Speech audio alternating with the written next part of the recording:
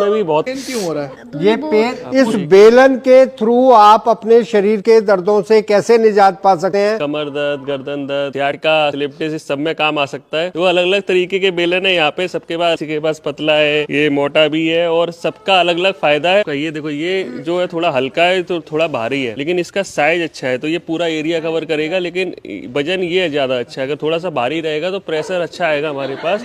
और कैसे कैसे इसका यूज करना है, कभी किसी ने यूज किया है पैसे पहले बेलन का? तो ऐसे रखकर इससे मसाज करी और बैक पे भी पूरा उसको दिया है, उससे बहुत अच्छा, आराम होता है। पूरा लेग मसाज उनका कर रहे हैं अच्छे से।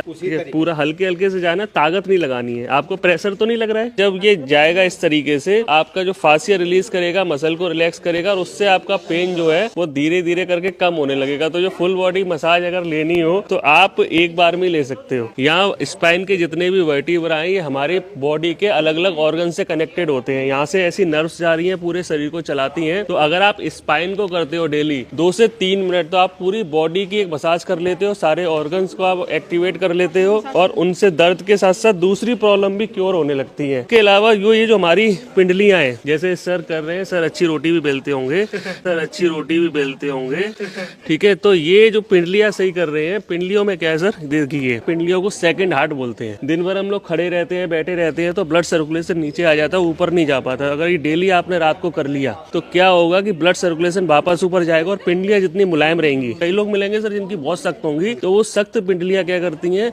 हमारा ब्लड सर्कुलेशन सही नहीं होता, कॉन्स्टिपेशन हो जाएगा। इस तरीके से आप बहुत बढ़िया पिंडलियों पे भी कर सकते हो। ब्लड सर्कुलेशन तो अच्छा हो गई, ये कॉन्स्टिपेशन और एसिडिटी इस सब में भी आराम देगा। ये मैडम है रोटी बेलना बता रही है, इसमें ताकत नहीं लगानी। ऐसा ना हो कि आप एक प्रॉब्लम क्योर करने में दूसरा पैदा कर लो। पूरा एक्सक्रीटरी सिस्टम आपका ठीक हो जाएगा अगर केवल काफ पर इस तरीके से मसाज जैसे केवल जी कर रहे हैं। अगर ऐसा करते हैं तो एक्सक्रीटरी सिस्टम यानी कि यूरिनरी सिस्टम आपका ठीक। यहाँ एक पॉइंट होता है जिसको अंश मर्म बोलते हैं। अंश मर्म पे अगर आप दबाते हैं तो ये मर्मा थेरेपी में आता है। तो कभी भी फ्रोजन शोल्डर नहीं होगा, कभी भी सर्वाइकल नहीं होगा। अंश मर्म की मसाज आप बेलन के थ्रू कर सकते हैं। ऐसे ही अपने हाथ के सेंटर में अगर आप करते हैं तो आपके डायबिटीज, पूर्पर मर्म, आणी मर्म, इंद्रवस्ती मर्म, और इस तरीके से बेलन का ये वाली साइड पकड़ें, और दोनों हाथों के अंगूठे के और इसके क्षिप्र मर्म होता है। अगर आप इस तरीके से प्रेस करते हैं तो आपकी माइग्रेन, आपकी एसिडिटी और आपकी एंजाइटी, डिप्रेशन सब ठीक होगा। जहाँ ये फ्लैशी एरिया है आपकी फर्स्ट फिंगर और अंगूठे के बीच में, अगर आप एक हाथ में इस तरीके से रखें और इस तरीके से बेलन से प्रेशर दें, इनको पेन क्यों हो रहा है? ये पेन उसी को होगा जिसको इस मर्म को